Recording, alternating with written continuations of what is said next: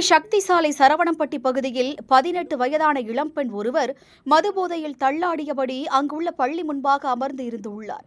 இதை கண்ட அங்கிருந்த ஆட்டோ ஓட்டுநர்கள் சிலர் அந்த பெண்ணிடம் விசாரிக்கவே தான் பெரியநாயக்கன்பாளையம் வீரபாண்டி அடுத்த சாமநாயக்கன்பாளையம் பகுதியைச் சேர்ந்தவர் என்றும் தனது அத்தையுடன் தான் வந்தபோது கார் ஓட்டுநர் ஒருவர் தன்னை காரில் ஏற்றி ஒரு இடத்தில் இறக்கி விடுவேன் என்று கூறியதால் அவரை நம்பி ஏறியதாகவும் தெரிவித்துள்ளார்.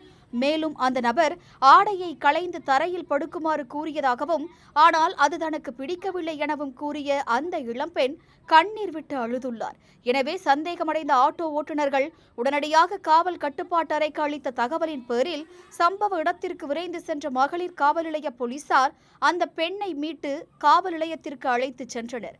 பின்னர் காவல்துறையினர் நடத்திய விசாரணையில் அப்பெண் தனது அத்தையுடன் கட்டிட வேலைக்கு சென்று வருவதும் அவ்வப்போது மதுபோதையில் ஆங்காங்கே செல்வதும் தெரிய வந்தது.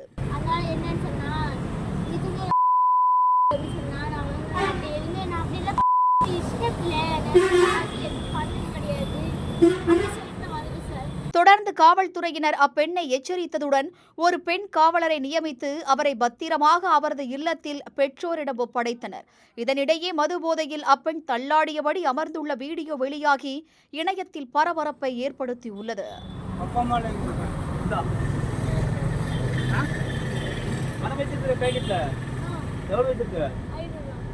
யார் கொடுத்தா? கொடுத்தாரா? கார்காரர் கொடுத்தாங்களா?